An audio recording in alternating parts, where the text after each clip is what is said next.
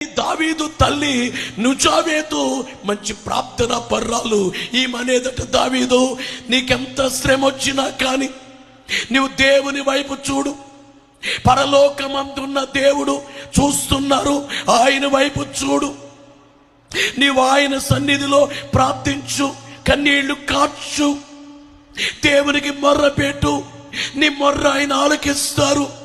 ఆయన నిజ దేవుడు, భూమి ఆకాశాలు కలుగు చేసిన దేవుడు, నన్ను నిన్ను చేసిన దేవుడు. నీవు దేవుని అడుగు,